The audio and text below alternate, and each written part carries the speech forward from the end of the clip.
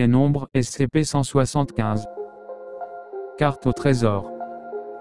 Classe sûre.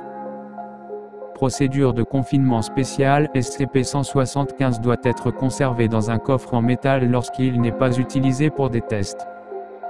Le coffre doit être placé dans une salle de stockage au site, avec d'autres objets SCP nécessitant peu d'entretien. La salle doit être constamment sous la surveillance de 2 gardes conformément au protocole de sécurité données supprimé. Description: lorsqu'il n'est pas actif, SCP-175 ressemble à un morceau de parchemin jauni, un petit peu plus grand qu'une feuille de papier standard. Ses bords sont déchirés et l'objet semble fragile et friable. Cependant, SCP-175 est assez souple, en plus d'être indestructible malgré son apparence usée, ayant résisté à toutes les tentatives d'en prélever un morceau pour des tests. Les propriétés les plus intéressantes de SCP-175 sont révélées quand il est relativement proche d'un objet enterré.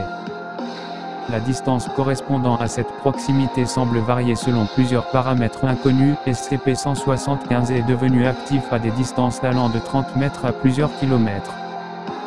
La distance moyenne est toutefois comprise entre 100 et 200 mètres. Quand SCP-175 devient actif, son apparence devient celle d'une carte, d'un ensemble de directions menant à l'objet enterré ou d'un mélange hybride entre les deux. Bien que la taille approximative de SCP-175 reste constante, son apparence change pour ressembler à d'autres variétés de papier ou de parchemin. Le style d'écriture ou de dessin ainsi que l'outil utilisé pour écrire ou dessiner change lui aussi, en étant apparemment basé sur la psychologie de l'individu ayant enterré l'objet. Pour une liste partielle des objets enterrés et des sujets les ayant enterrés, veuillez vous référer au document 175 A. Si l'objet enterré est déterré ou si la carte est éloignée de celui-ci, SCP-175 retourne à sa forme normale.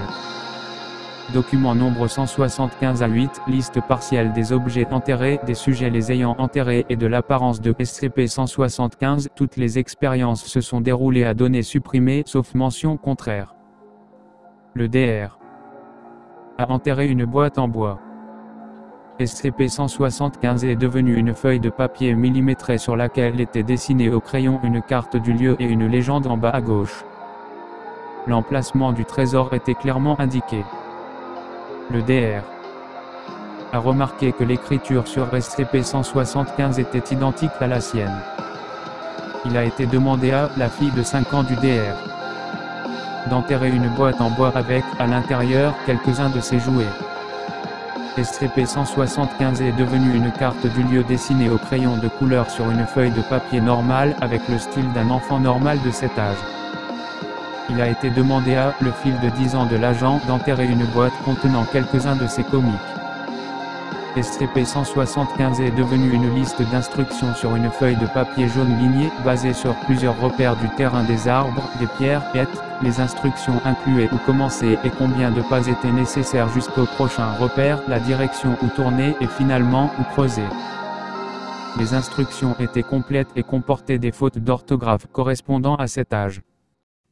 Il a été demandé à un peintre de paysage professionnel et respecté d'enterrer une boîte de bois vide. SCP-175 est devenu une toile sur laquelle était peinte avec précision, en vue aérienne, le paysage alentour, avec un X pour marquer l'emplacement où la boîte avait été. Il a été demandé à un cruciverbiste professionnel d'enterrer une boîte en bois. SCP-175 est devenu une feuille de papier millimétrée avec plusieurs mots croisés faits à l'encre et d'autres variétés de puzzles, ainsi qu'un métapuzzle. Résoudre les petits puzzles était nécessaire pour trouver les lettres permettant de résoudre le métapuzzle, dont la solution était une liste d'instructions disant où trouver l'objet enterré. L'agent, qui s'est souvenu d'une boîte contenant plusieurs objets qu'il avait enterrés à l'âge de 8 ans, s'est rendu avec une équipe de recherche à données supprimées. SCP-175 est devenu une carte du lieu dessinée au stylo, comprenant plusieurs notes ne correspondant pas à son écriture actuelle, mais à celles présentes dans des papiers écrits à cet âge que ses parents avaient conservés. Le plus remarquable étant que la carte incluait plusieurs arbres ayant été abattus après que la boîte ait été enterrée. Il a été ordonné à un membre du personnel de classe D, ayant été un architecte professionnel avant sa condamnation comme tueur en série, d'enterrer une boîte en bois. Données supprimées. Pour plus de détails, consultez l'addendum 175 à 13 si vous possédez l'accréditation nécessaire. durant le transport de SCP-175, aux côtés de nombreux autres objets SCP sûrs, vers données supprimées, un des gardes dans le camion a dit entendre un bruit aigu venant de la caisse contenant SCP-175. Conformément au protocole, le camion a été arrêté et évacué, et la force d'intervention mobile la plus proche, OMA-7, la boîte de Pandore, a été déployée pour enquêter après avoir été rapidement briefé sur le contenu de la caisse. D'après le débriefing, les agents ont trouvé une feuille de métal qui émettait le gémissement, le son augmentant en intensité et en ton à mesure qu'il s'approchait d'un emplacement spécifique. En creusant dans cette zone, la Fondation a découvert SCP et la feuille de métal est retournée à l'état inactif de SCP-175. Addendum 175 à 13, il a été ordonné à un membre du personnel de classe D, ayant été un architecte professionnel avant sa condamnation comme tueur en série, d'enterrer une boîte en bois, le but de cette expérience étant de voir ce à quoi ressemblerait SCP-175 utilisé par un architecte. Quand le Dr. a regardé SCP-175 une fois la boîte enterrée, il s'est immédiatement mis à crier, est tombé à genoux en serrant sa tête entre ses mains et a laissé tomber SCP-175, qui, heureusement, est tombé à l'envers. L'agent qui se tenait aux côtés du Dr. durant cette expérience, a rapporté une masse de couleurs vibrantes et une sensation de nausée intense à la vue de SCP-175 avant qu'il ne tombe au sol.